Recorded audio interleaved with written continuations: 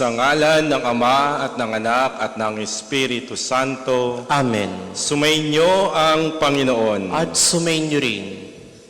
Mga kapatid kay Kristo, mga kapanalig kay Jesus, upang marapat tayong gumanap sa banal na pagdiriwang, humingi muna tayo ng kapatawaran sa ating mga nagawang kamalian.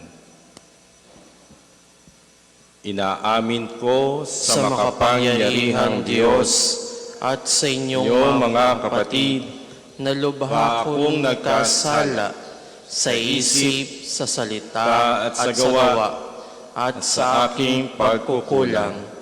Kaya'y sinasamo ko sa mahal na Birheng Maria, sa lahat ng mga anghel at mga banal, at sa inyong mga kapatid, na ako'y panalangin sa Panginoong ating Diyos. Kaawaan tayo ng makapangyarihang Diyos, patawarin ang ating mga kasalanan at patnubayan tayo sa buhay na walang hanggan. Amen.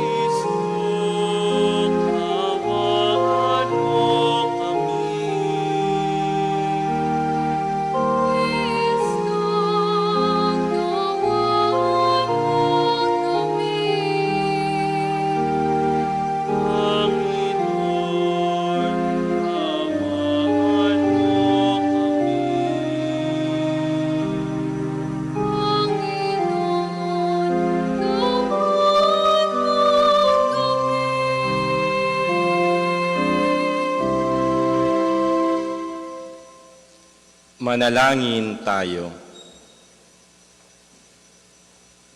Ama naming makapangyarihan, ginagawa mong kami magkaisa ng kalooban. Ipagkaloob mong ang iyong mga utos ay aming mahalin. Ang iyong mga pangako ay hangarin naming tanggapin upang sa anumang pagbabago sa paligid namin, manatiling matatag ang aming loobin sa tunay na kasiyahang matatagpuan sa iyong piling. Sa pamamagitan ni Jesucristo, kasama ng Espiritu Santo, magpasawalang hanggan. Amen. Tayo po ay magsiupo.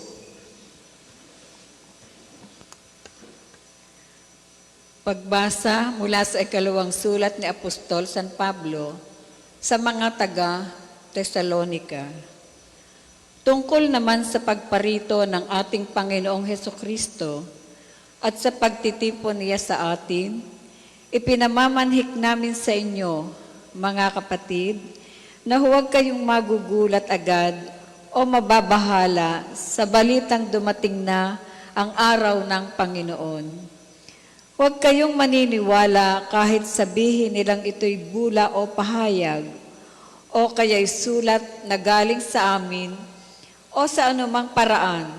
Huwag kayong padadaya kanino man. Tinawag kayo ng Diyos sa pamamagitan ng mabuting balitang ipinahayag namin sa inyo upang makasama sa kaluwalhatian ang ating Panginoong Hesukristo. Kaya nga mga kapatid, manatili kayong matatag sa mga katotohanang itinuro namin sa inyo, maging sa salita o sa sulat. Alawin nawa kayo ng ating Panginoong Hesukristo at ng ating Diyos at ng Ama na umibig sa atin at sa Kanyang habag ay nagbigay sa atin ng walang pagbabagong lakas ng loob at matibay na pag-asa. Bigyan nawa kayo ng matatag na kalooban upang inyong maipahayag at maisagawa ang lahat ng mabuti. Ang salita ng Diyos. Salamat sa Diyos. Ang tugon po sa Salmo, Panginooy paririto upang hatulan niya tayo. Panginooy paririto upang hatulan na tayo. Panginoon siya'y hari sa daigdig ay sabihin, Sanlibutan matatag na kahit ito ay ugain. Sa paghatol sa nilikha, lahat ay pantay sa paningin. Panginooy paririto upang hatulan niya tayo. Lupa't langit ay magsaya, umugong ang kalaliman. Lahat kayo na nilikhang nasa tubig ay magdiwang. Ang bukirin at ang lahat ng naroon ay sumisigaw. Panginooy paririto upang hatulan niya tayo. Pati mga punong kahoy sa galak ay mag-awitan. Ang poon ay pupurihin pagkat siya ay daratal. Paririto sa daigdig upang lahat ay hatulan. Tapat siya kung humatol at sa lahat ay pantay-pantay. Panginooy paririto upang hatulan niya tayo. Magsitayo po ang lahat.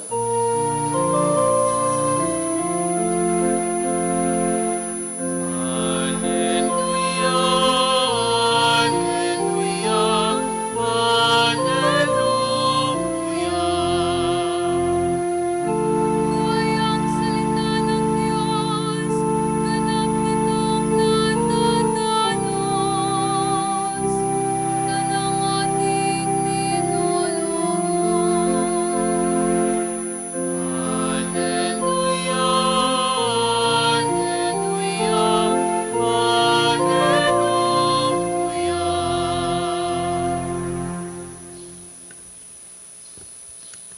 Sumainyo ang Panginoon. At sumainyo rin. Ang mabuting balita ng Panginoon ayon kay San Mateo. Papuri sa iyo, Panginoon.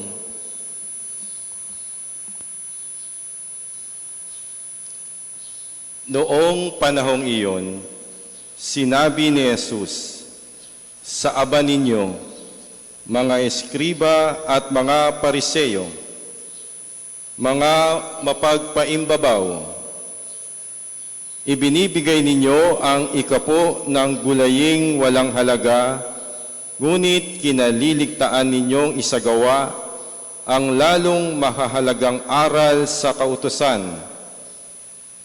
ang katarungan, ang pagkahabag, at ang katapatan. Tamang gawin ninyo ang mga ito, ngunit huwag naman ninyong kaliligtaan gawin ang iba. Mga bulag na taga-akay, sinasala ninyo ang niknik sa inyong inumin, ngunit nilulunok ninyo ang kamelyo. Sa aba ninyo mga eskriba at mga pariseyo, mga mapagpaimbabaw, nililinis ninyo ang labas ng tasa at ng pinggan, ngunit ang loob nito'y puno ng mga nahuthot ninyo dahil sa kasakiman at pagsasamantala. Bulag na pariseyo, linisin mo muna ang mga nasa loob ng tasa at ng pinggan, at magiging malinis din ang labas nito. Ang mabuting balita ng Panginoon. Pinupuri ka namin, Panginoong Heso Kristo. Isang mapagpalang araw po sa inyong lahat. Maligayang pagdating po sa parokya at pambansang dambana ni Santo Padre Pio. Salamat sa Diyos sa mga naglakbay, sa paggabay sa inyo upang makarating ng maayos at ligtas. Mga kapatid, sa unang pagbasa, pinaalalahanan ni San Pablo ang mga taga-Tesalonika, kasama na rin tayo, na huwag padadaya kanino man. Maging matatag sa katotohanang itinuro sa kanila at bigyan sila ng matatag na kalooban upang kanilang maipahayag at maisagawa ang lahat ng mabuti. Mula pagkabata hanggang sa paglaki natin, tayo ay nagpapaalaala sa ating mga mahal sa buhay at sa ibang tao. Ang pundasyon ng pagiging tao ay itinuturo na sa atin ng ating mga magulang noong tayo ay bata pa. Hanggang sa ngayon, ang mga bata at mga kabataan na kasama natin ngayon ay tinuturuan pa rin ng kanilang mga magulang kung ano ang tama at mali, kung ano ang mabuti. May aklat na isinulat si Robert Fulghum na may pamagat na "All I really need to know, I learned in kindergarten." Sabi niya, "Most of what I really need to know about how to live and what to do and how to be, I learned in kindergarten. Wisdom was not at the top of graduate school mountain, but there in the sandbox at nursery school. These are the things I learned. Share everything.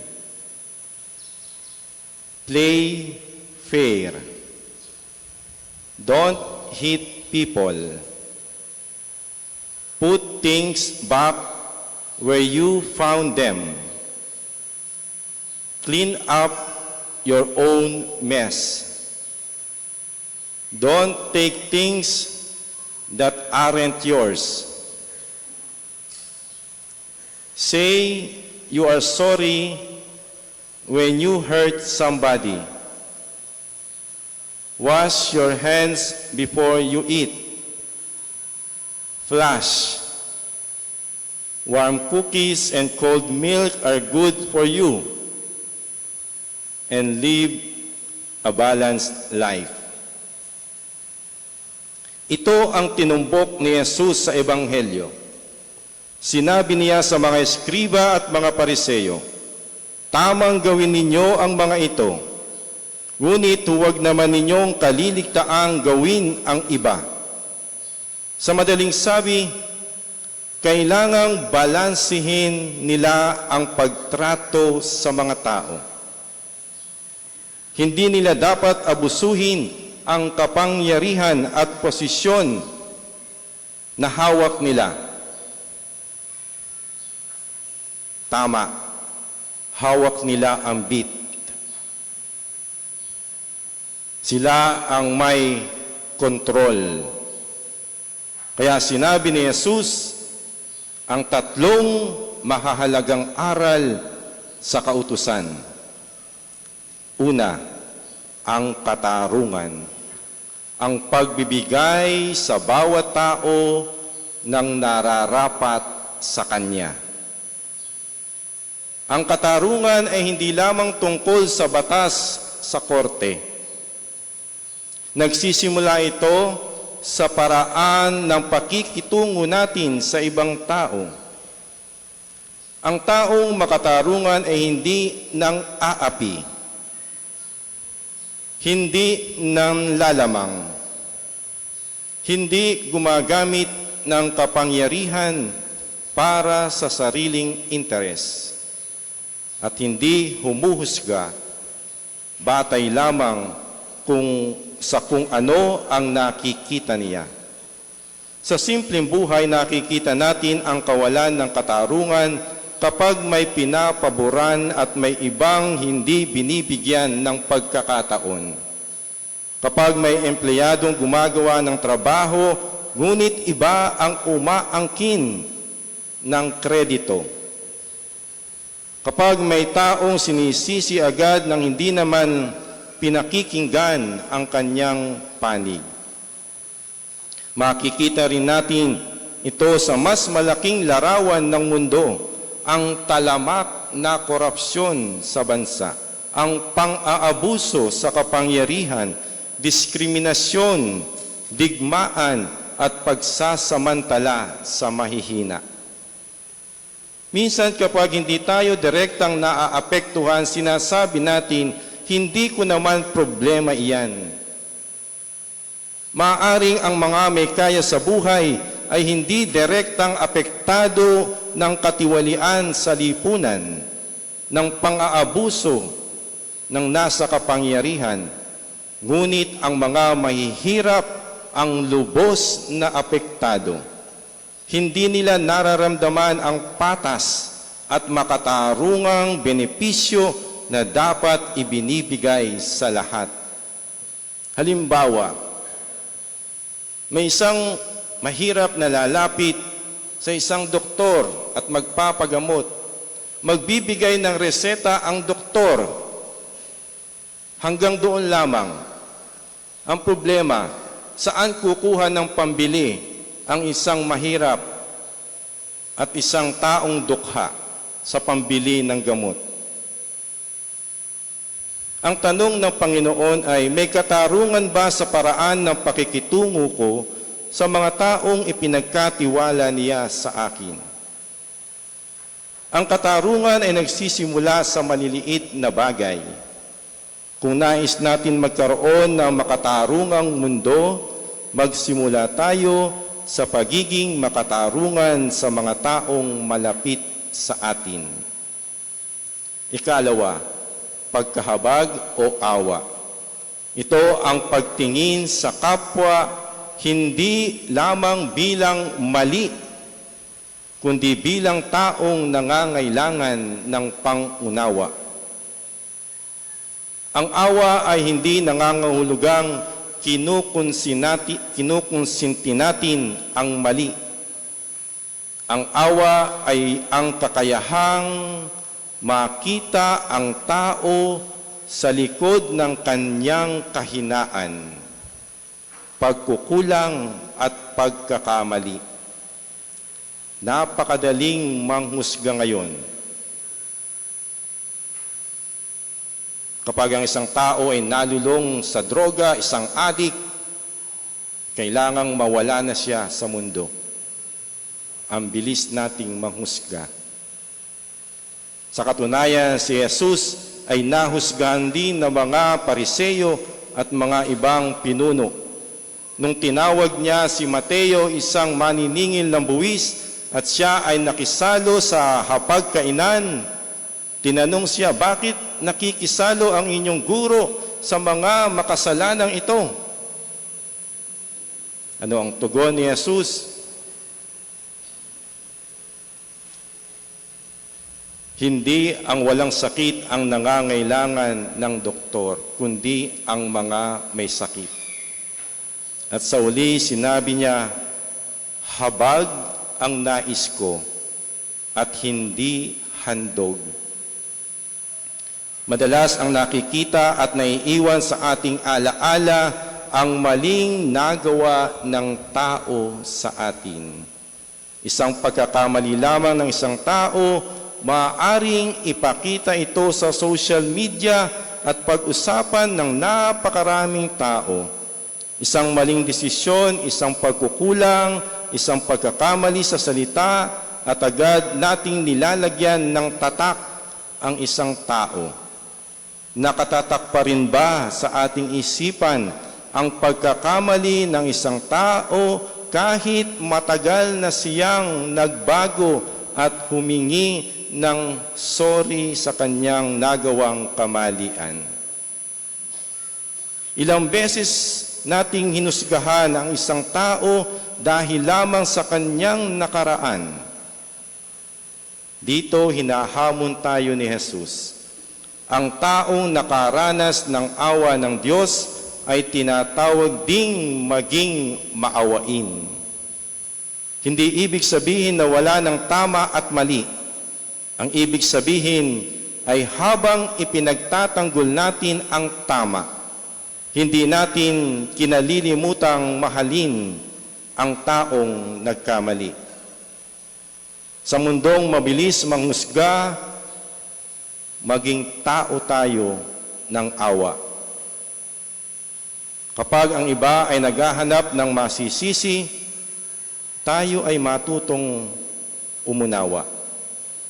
Kapag ang iba ay naninira, tayo ay umiwas sa paninira.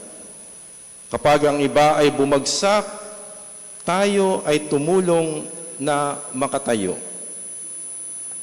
Ikatlo, katapatan.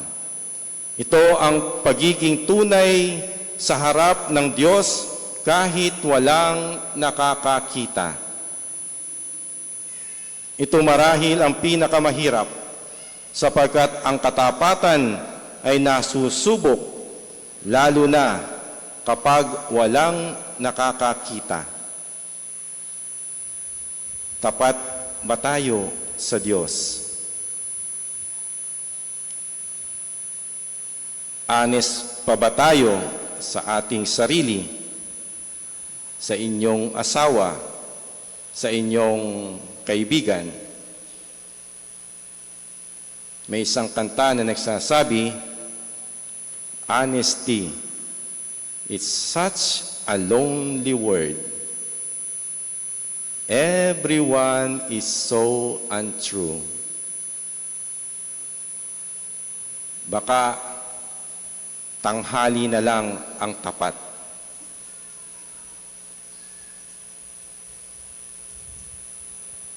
Madali tayong maging mabuti kapag may nakakakita. Madaling magpakitang tao. Madaling magsabi ng mabubuting salita. Ngunit ano ang ginagawa natin kapag tayo lamang at ang Diyos ang nakakaalam? Dito nasusukat ang tunay na katapatan. Maaari tayong magsabi ng mahal ko ang Diyos, ngunit hindi natin kayang patawarin ang kapwa. Maaari tayong magdasal para sa kapayapaan ng mundo, ngunit sa loob ng ating sariling tahanan ay patuloy tayong may galit at hindi pagkakaunawaan. Ang katapatan ay ang pagkakaisa ng ating sinasabi at ating ginagawa. Ang taong tapat ay hindi dalawang mukha. Iisa ang kanyang pagkatao sa harap ng tao at sa harap ng Diyos. At napakaganda ng kaugnayan nito sa ating salmo. Panginoon, paririto ka, Panginooy paririto upang hatulan niya tayo. Darating ang panahon na haharap tayo sa Diyos.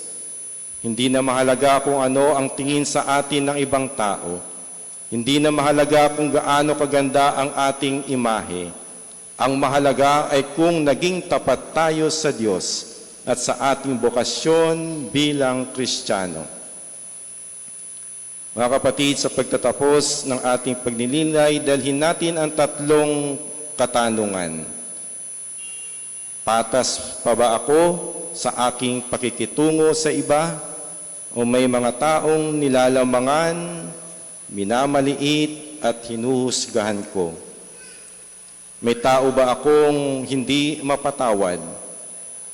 May taong mabilis kong hinuhusgahan, ngunit hindi ko man lamang sinubukang unawain? Ang taong nakikita ba ng ibang tao ay siya ring taong nakikita ng Diyos kapag ako ay nag-iisa. Ito ang hamon ni Jesus sa atin ngayon. Hindi niya hinihingi ang isang pananampalatayang puro panlabas na gawain lamang. Nais niya ang pusong marunong gumawa ng katarungan, magpakita ng awa at mamuhay ng may katapatan. At kapag dumating ang Panginoon upang hatulan tayo, naway masumpungan niya ang ating puso Sa ating puso ang tatlong bagay na kanyang hinahanap: katarungan sa ating pakikitungo, awa sa ating kapwa, at katapatan sa Diyos. Ito ang ating panalangin. Panginoon, turuan mo kaming maging makatarungan. Palambutin mo ang aming puso upang maging maawain, at gawin mo kaming tapat sa iyo, sa aming kapwa, at sa aming tungkulin. Amen. Para po sa mga maghahandog ng sobre, pakihulog na lamang po sa buslo.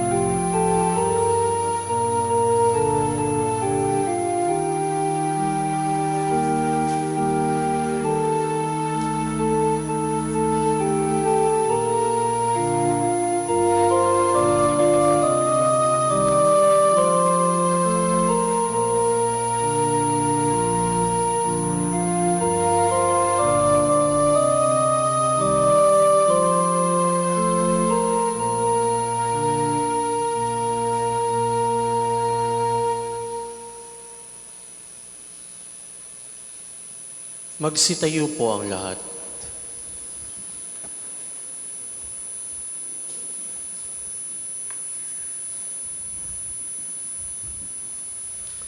Manalangin kayo mga kapatid upang ang ating pag-aalay ay kalugdan ng Diyos Amang makapangyarihan. Tanggapin nawa ng Panginoon itong pag-ahain sa iyo mga kamay, sa kapurihan niya at karangalan, sa ating kapakinabangan at sa buong sambayan niyang banal. Ama naming lumikha, pinagkamit mo kami ng iyong pagkupkup, pakundangan sa isang pampalagiang paghahadog, kaya't sa iyong sambayanan ay iyong ipagkaloob ang pagkakaisa at kapayapaang nagbubuklod, bunga ng aming mga alay na iyong ikinalulugod, sa pamamagitan ni Jesucristo, kasama ng Espiritu Santo, magpasawalang hanggan. Amen.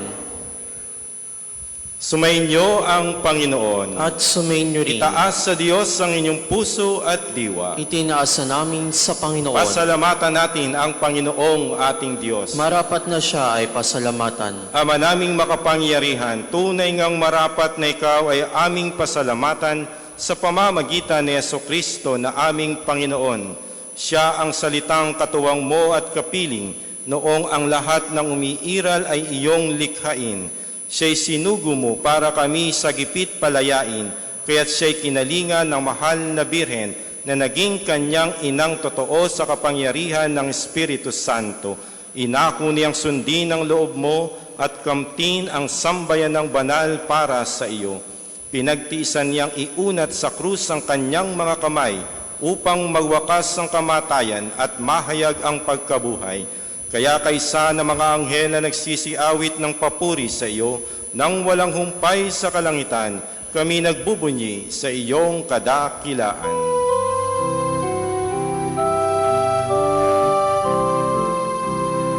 Santo, Santo, Santo, Panginoong Diyos, mga hukbo, napupunuan na Lugod-lugod sa iyo, maipagdiwang nawa namin ang pagpupuri sa ikararangal mo sa pamamagitan ng iyong anak na aming Panginoong Hesukristo. Sa pamamagitan ni Kristo, kasama niya at sa Kanya, ang lahat ng parangal at papuri ay sa iyo, Diyos Amang makapangyarihan, kasama ng Espiritu Santo, magpasawalang hanggan.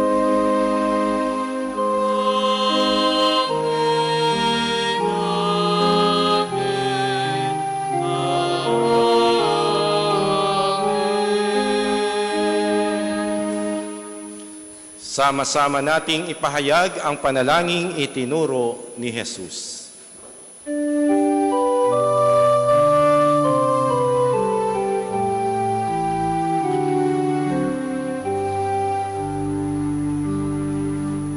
Ama namin, sumasalangit ka, sambahin ang ngalan mo, mapasa amin ang kaharian mo, sundin ang loob mo, dito sa lupa para ng sana. Amen. Bigyan mo kami ngayon ng aming kakanin sa araw-araw at patawarin mo kami sa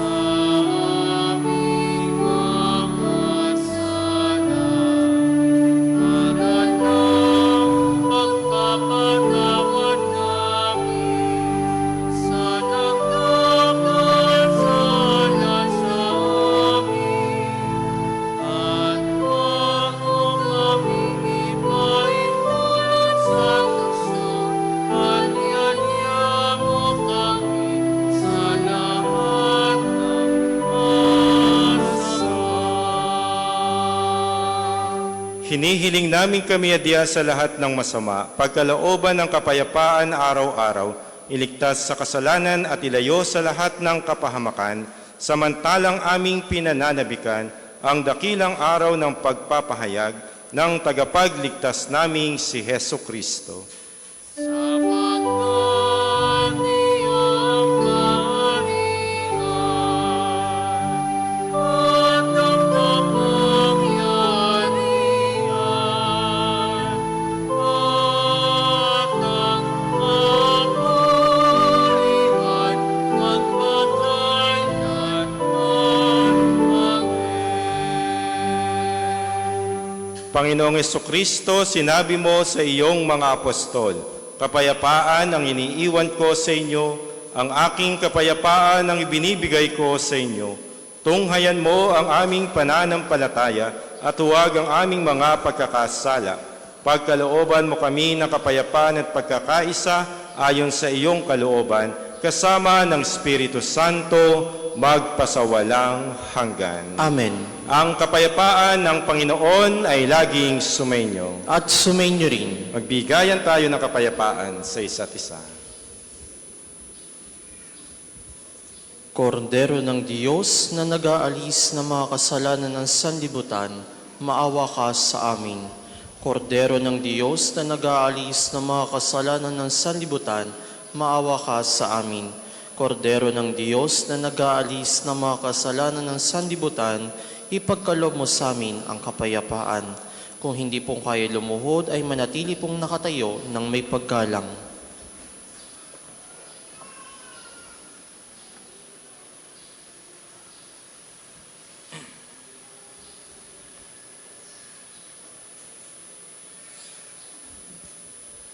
Ito si Jesus, ang kordero ng Diyos na nag-aalis ng mga kasalanan ng sanlibutan.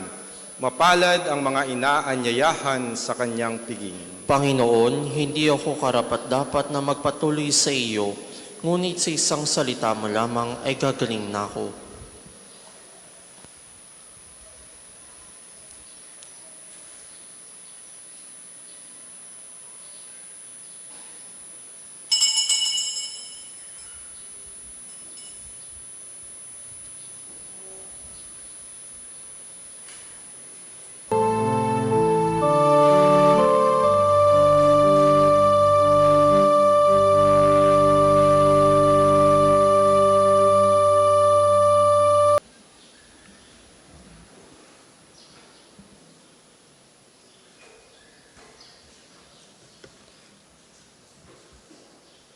Manalangin tayo.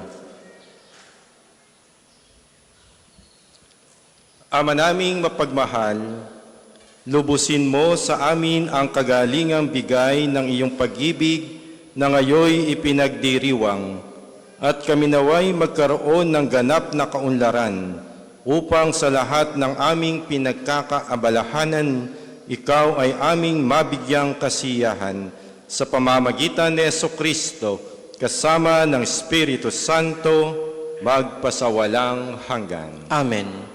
Panalangin ng pagtitiwala kay Santo Padre Pio.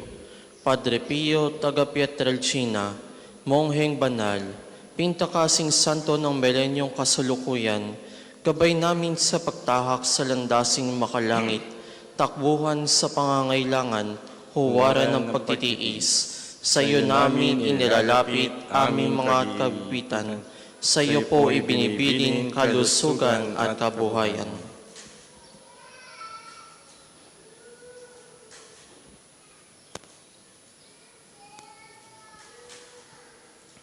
Di man karapat-dapat, kami po ay pagbigyan, bendisyonan at basbasan, maging ganap sa buhay. Lumayo nawa kami, umiwas sa kasalanan, lumapit lagi sa Diyos, maging matatag at matibay. Sa mabuting balita ng pagliligtas, turuan mo kami nawa, sa tuwin na ay makinig, magnilay at sumampalataya. Amin pong pakiusap itong mga kahilingan. Puso ay nagsisisi, nagtitikang taimtiman. Di na muling magkasala, sunod lagi sa Diyos Amang, kaisa ng Espiritu at ni Jesus na tagapamagitan. Amen. Ang lahat po ay magsiupo para sa mga patalastas. Una, sa inyong pagdalaw sa pambansang dambana, mangyaring pakaingatan ng inyong mga personal na gamit. Hangad namin ng isang matiwasay at maayos na pagbisita sa National Shrine.